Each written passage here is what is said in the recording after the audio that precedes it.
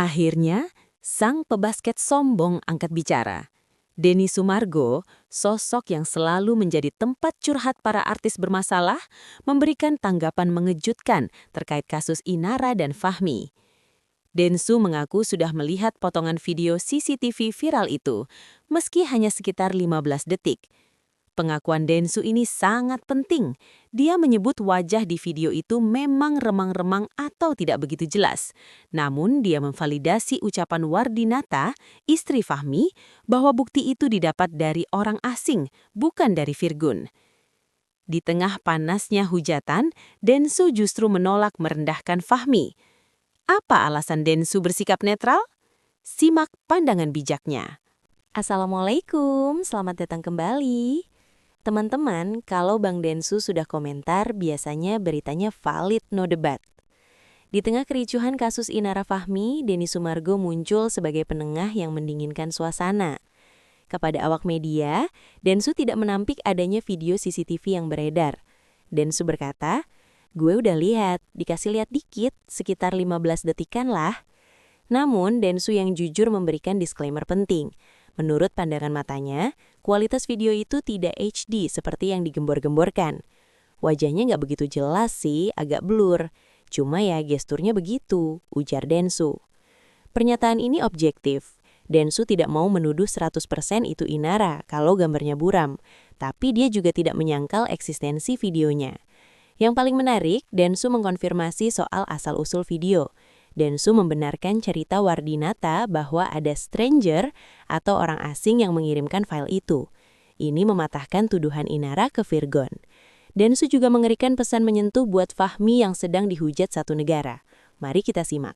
Densu adalah saksi mata netral. Dia bukan tim Inara, bukan tim Wardinata. Ketika dia bilang videonya hanya 15 detik dan wajahnya tidak begitu jelas, ini memberikan sedikit ruang keraguan. Densu menjelaskan, "Gue nggak mau ngejudge itu pasti mereka, karena di CCTV itu kondisinya agak gelap, dan gue cuma lihat sebentar. Tapi kalau ditanya ada videonya, ada." Sikap hati-hati Densu ini patut diacungi jempol. Dia tidak mau ikut-ikutan memvonis Sina jika matanya sendiri tidak yakin 100% melihat wajahnya. Namun Densu menangkap esensinya, bahwa video itu ada, dan video itulah yang menjadi pemicu kemarahan Wardinata. Bagi Densu, terlepas dari siapa di video itu, fakta bahwa video itu beredar sudah cukup untuk membuat rumah tangga hancur. Densu seolah berkata, videonya ada, tapi biarkan polisi yang buktikan keaslian wajahnya. Poin kedua yang sangat krusial adalah soal pengirim video. Densu yang mungkin sudah ngobrol off the record dengan pihak Wardinata membenarkan soal orang asing. Densu bilang, istrinya Wardinata bilang ke gue, itu yang ngasih orang asing, bukan orang yang dikenal. Tiba-tiba ada aja. Konfirmasi dari Densu ini semakin membersihkan nama Virgun. Jika Densu yang dikenal sangat menjaga integritas sudah bilang begitu, maka teori konspirasi bahwa Virgun pelakunya sudah bisa kita kubur. Ini menguatkan dugaan kita sebelumnya di konten part lalu bahwa ada pihak ketiga misterius. Densu tidak mau berspekulasi siapa orangnya, tapi dia memvalidasi bahwa teror itu nyata datang dari luar lingkaran keluarga. Poin ini adalah yang paling membedakan Denny Sumargo, Densu, dengan selebriti atau netizen lainnya. Di saat satu Indonesia sedang berlomba-lomba menjadikan Fahmi sebagai sansak tinju virtual, di saat para konten kreator lain sibuk membuat meme yang menghina fisik dan karakter Fahmi, Densu justru memilih jalan sunyi yang penuh empati. Ketika awak media menyodorkan pertanyaan pancingan, berharap Densu akan ikut mencaci maki Fahmi sebagai laki-laki tak berguna atau penjahat kelamin, Densu justru menatap kamera dengan tatapan teduh dan memberikan jawaban yang menampar nurani kita semua. Densu berkata dengan nada rendah dan serius, "Gue nggak mau merendahkan Fahmi. Gue nggak mau injek kepala orang pas dia lagi jatuh. Kenapa? Karena gue laki-laki, gue manusia, dan gue tahu rasanya salah. Semua orang bisa salah, bro. Bedanya, aib dia kebuka sekarang. Aib kita mungkin masih ditutup Tuhan." Pernyataan ini bukan sekadar lip service. Kita semua tahu rekam jejak Densu. Ia pernah berada di titik nadir kehidupan, difitnah habis-habisan oleh publik, kehilangan karir, dan dicap sebagai pria brengsek bertahun-tahun sebelum akhirnya kebenaran terungkap. Densu tahu betul betapa perihnya rasa sakit ketika dunia berbalik melawan kita. Ia tahu betapa dinginnya lantai keputusasaan ketika tidak ada satu tangan pun yang mau merangkul. Karena pengalaman pahit itulah, Densu menolak menjadi hakim jalanan bagi Fahmi. Bagi Densu, Fahmi saat ini sudah mendapatkan hukuman sosial yang sangat berat. Hartanya habis, istrinya menggugat cerai, selingkuhannya dipenjara, dan namanya hancur seumur hidup. Menambah beban dengan hinaan verbal dirasa Densu sudah tidak manusiawi. Densu mencoba melihat Fahmi bukan sebagai monster, melainkan sebagai manusia yang tersesat. Manusia yang kalah oleh hawa nafsunya sendiri, manusia yang gagal memegang amanah, tapi tetaplah manusia yang mungkin punya orang tua yang menangis di rumah atau anak-anak yang ketakutan melihat bapaknya dihujat. Biarlah hukum yang berjalan. Kalau dia salah secara pidana, biarkan polisi dan hakim yang vonis. Tapi sebagai sesama manusia, gue nggak punya hak buat bilang dia sampah. Gue cuma bisa bilang, semoga dia belajar dari ini. Tambah Densu. Sikap gentleman ini mengajarkan kita tentang batas antara kritik dan penghinaan. Kita boleh marah pada perbuatan Fahmi, zina atau korupsi, tapi kita tidak boleh menghilangkan hakikat kemanusiaannya. Densu mengingatkan bahwa roda kehidupan itu berputar. Hari ini Fahmi di bawah, siapa tahu besok lusa kita atau keluarga kita yang diuji dengan masalah serupa. Densu seolah ingin mengirim pesan kepada Fahmi secara tersirat. Bro, lu salah. Lu hancur sekarang. Tapi dunia belum kiamat. Hadapi hukuman lu laki-laki, selesaikan tanggung jawab lu, dan perbaiki diri. Ini adalah bentuk dukungan moral yang sangat mahal harganya di tengah badai kebencian. Densu tidak membenarkan perselingkuhan, sama sekali tidak. Tapi dia memanusiakan pelakunya agar tidak putus asa dan melakukan hal nekat seperti bunuh diri. Sikap Denny Sumargo ini langsung menuai respek luar biasa. Netizen yang tadinya berapi-api ingin menghancurkan Fahmi, jadi sedikit mengerem dempol mereka. Densu berhasil menjadi rem cakram bagi laju kebencian publik. Dia membuktikan bahwa menjadi influencer nomor 1 bukan cuma soal views, tapi soal memberikan perspektif yang waras di tengah kegalaan massa. Densu mengajarkan kita, bencilah dosanya, tapi jangan matikan harapan pendosanya untuk bertaubat. Terakhir, Densu memberikan doa yang tulus.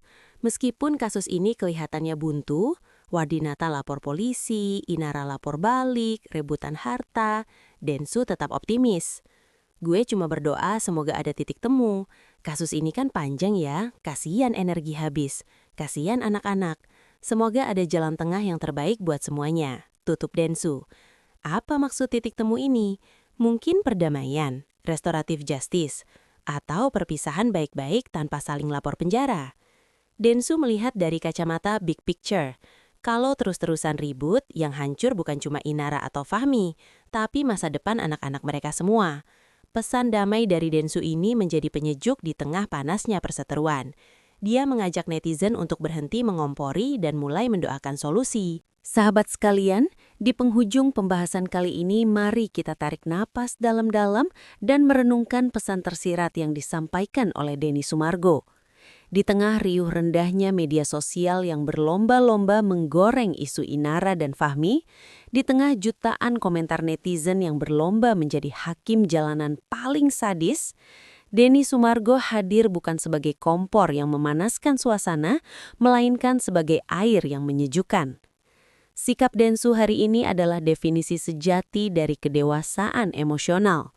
Ketika ia mengakui telah melihat video 15 detik tersebut, namun menegaskan bahwa wajahnya tidak begitu jelas, Densu sedang mengajarkan kita tentang prinsip kehati-hatian, prudence. Ia tidak mau memvonis seseorang hanya berdasarkan asumsi atau bayang-bayang buram. Di era di mana fitnah bisa menyebar lebih cepat dari cahaya, sikap objektif seperti Densu adalah barang langka. Ia memvalidasi keberadaan bukti itu tanpa perlu menambah bumbu penyedap yang bisa membunuh karakter orang lain lebih kejam lagi. Poin yang paling menyentuh hati adalah ketika Densu menolak untuk merendahkan Fahmi. Kita semua tahu saat ini Fahmi adalah public enemy number 1. Sangat mudah bagi Densu sebagai podcaster nomor 1 untuk ikut-ikutan mencaci maki Fahmi demi mendapatkan views jutaan. Namun Densu memilih jalan sunyi. Ia berkata, "Gue juga laki-laki, gue juga manusia yang bisa salah." Kalimat ini mungkin terdengar sederhana, tapi maknanya sangat dalam.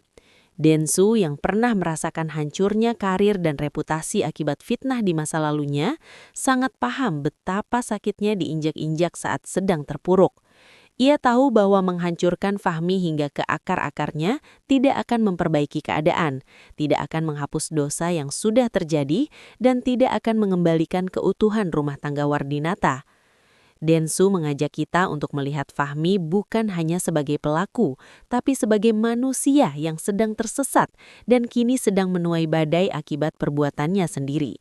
Biarlah hukum negara dan hukum karma yang bekerja. Kita tidak perlu mengotori tangan dan hati kita dengan kebencian yang berlebihan. Selain itu, konfirmasi Densu mengenai orang asing sebagai pengirim video juga menjadi kunci penting yang membersihkan nama Virgun. Ini menutup satu pintu fitnah, tuduhan Inara ke Virgun, dan membuka pintu refleksi baru, bahwa kebenaran akan mencari jalannya sendiri, terkadang melalui tangan orang tak dikenal yang dikirim Tuhan. Harapan Densu agar ada titik temu adalah doa terbaik yang bisa kita aminkan bersama. Titik temu bukan berarti harus rujuk jika memang sudah tidak bisa diperbaiki. Titik temu bisa berarti gencatan senjata. Berhenti saling lapor polisi, berhenti saling umbar aib di media sosial, dan mulai duduk bersama demi masa depan anak-anak. Ingat, ada Starla dan adik-adiknya, serta anak-anak Fahmi yang tidak berdosa, yang mentalnya sedang dipertaruhkan di sini.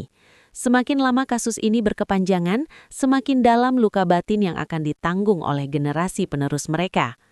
Mari kita jadikan pandangan Denny Sumargo ini sebagai standar baru dalam bermedia sosial. Jadilah netizen yang kritis tapi tidak sadis. Jadilah pengamat yang tajam tapi tetap punya hati. Kasus Inara dan Fahmi adalah pelajaran hidup yang mahal buat mereka dan cermin besar buat kita agar tidak jatuh ke lubang yang sama. Terima kasih Bang Densu sudah memberikan perspektif yang waras di tengah kegilaan ini. Dan terima kasih kepada teman-teman yang sudah menonton sampai akhir. Menurut kalian, apakah harapan Densu soal titik temu bisa terwujud atau ego mereka masih terlalu tinggi? Tulis pendapat bijak kalian di kolom komentar. Mari kita banjiri kolom komentar dengan doa baik, bukan hujatan. Jangan lupa like video ini jika kalian setuju dengan Bang Densu dan subscribe untuk update selanjutnya. Sampai jumpa, tetaplah menjadi orang baik. Wassalamualaikum warahmatullahi wabarakatuh.